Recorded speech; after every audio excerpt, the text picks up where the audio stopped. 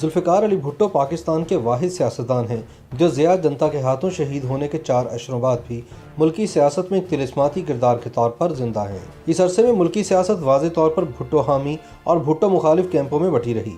اس تقسیم میں اب آ کر کچھ تبدیلی رونما ہو رہی ہے۔ 5 جنوری سن 1928 کو جاگیردار گھرانے میں پیدا ہونے والے ذوالفقار علی بھٹو صرف مقبول لیڈر ہی نہیں تھے بلکہ ذہین، پڑھے لکھے اور حالات سے آگاہ سیاستدان بھی تھے۔ مورخین کے مطابق 7 چیزوں نے بھٹو کو کرشماتی بنایا۔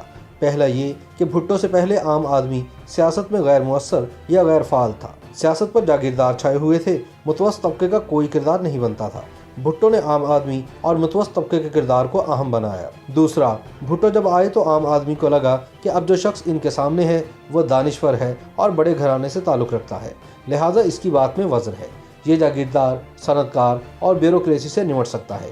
اس سے قبل وہ سمجھتا تھا کہ ان قوتوں سے کوئی نہیں نمٹ سکتا، لہٰذا عام آدمی وہ کسان ہو یا مزدور بھٹو کے پیچھے ہو لیا۔ تیسرا، بائیں بازو کی تنظیمیں سرگرم ضرور تھیں لیکن جاگیرداروں اور نوکرشاہی کے گٹھ جوڑ کی وجہ سے وہ سیاست کے نظام کو بدلنے میں ناکام رہیں۔ کوئی قداور اور بااثر شخصیت ان کے ساتھ نہیں تھی۔ جب بھٹو کی شکل میں روایتی سیاسی بنیادوں کو للکارنے والا ایک بااثر متبادل ابھرا جو سوشلزم کا نعرہ بھی لگا رہا تھا تو انہوں نے اس متبادل کی حمایت کی۔ چوتھا، حکمران طبقے کے لوگوں کو محسوس ہوا کہ بھٹو اتنا زیادہ جانتا ہے کہ ایوب خان جیسا بندہ بھی اس کی بات پر چلتا ہے۔ یہ اعتراف امریکیوں نے اپنی رپورٹس میں بھی کیا۔ پانچواں، پاکستان کی سیاست میں انڈیا سے دشمنی اضافی مارکس رکھتی ہے۔ اس کا اظہار بھٹو نے سن 1965 کی جنگ اور بعد میں معاہدہ تاشکند کے موقع پر برملا اور اونچی آواز میں کیا، لہٰذا وہ اس حلقے میں بھی قابل قبول لیڈر بن گئے۔ چھٹا، نہرو کی طرح بھٹو بھی شاہکار گھرانے سے تعلق رکھنے والے دانشور اور سوشلسٹ نظریات کے حامی سیاستدان تھے۔ دونوں رہنما حکمران طبقے کے لیے بھی پرکشش بنے اور دونوں کو عوام سے بھی بے پناہ محبت ملی۔ نہرو اپنے علم و دانش کی وجہ سے بیک وقت سیاستدانوں، نوکرشاہی اور فوج پر حاوی رہے۔ بھٹو کے لیے بھی یہی سمجھا جاتا ہے۔ 7ویں وجہ یہ تھی کہ بھٹو نے ملک کے حکمرانوں کو یہ بھی دکھایا کہ عوام کس طرح سے ایک طاقت ہے۔ بقول ایک پرانے جیالے کے، بھٹو صاحب نے وڈیروں اور حکمران طبقے کو عوام سے ڈرا کر رکھا اور وہ اس ڈر میں آ بھی گئے۔ بھٹو خطرہ مول لینے والے سیاستدان تھے، بیک وقت متضاد طبقوں کو اپنے ساتھ جوڑنے میں کامیاب ہوئے جس نے انہیں کرشماتی رہنما بنا دیا۔ وہ جمہوریت پسند تھے، سیکولر بھی، لیکن ضرورت پڑنے پر اسلام پسندوں کو بھی گلے لگا لیا۔ ان کثیر اور متضاد کرداروں کی وجہ سے کوئی بھی پاکستانی لیڈر اس طرح نہیں ابھر سکا۔ سیاست میں بڑے بڑے جلسے جلوس، لمبی تقاریر بھٹو کا سٹائل تھا ہی، لیکن عادات و اطوار میں بھی مخصوص سٹائل تھا۔ ان کی چال ڈھال، کپڑے پہننے کا سلیقہ، بات چیت اور تقریر کا انداز بعد میں کئی سیاستدانوں بشمول ان کے مخالفین نے اپنانے کی کوشش کی۔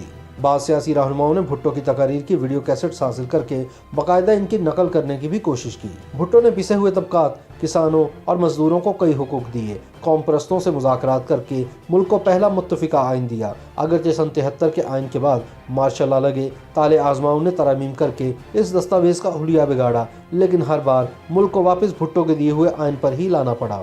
بھٹو کے بعد پیپلز پارٹی آمرانہ و نیم آمرانہ تسلط کے خلاف مسلسل جد و جہد کرتی رہی۔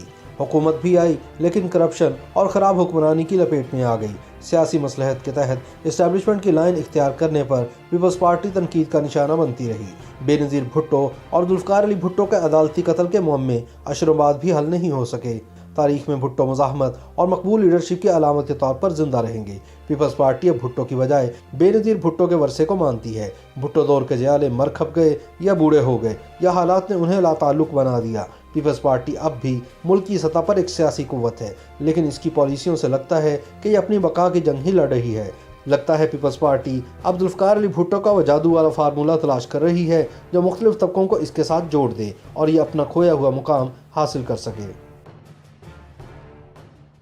YouTube پر گوگلی نیوز دیکھنے کے لیے youtube.com کی سرچ بار میں googly news T V type کریں۔ گوگلی نیوز کے پیج پر سرخ رنگ کے سبسکرپشن والے بٹن پر کلک کرنا نہ بھولیے۔ YouTube پیج پر اپلوڈ ہونے والی ویڈیوز سے باخبر رہنے کے لیے بیل آئیکن پر کلک کیجیے۔ آپ کو ہر نئی ویڈیو کے بارے میں نوٹیفیکیشن موصول ہو جائے گا۔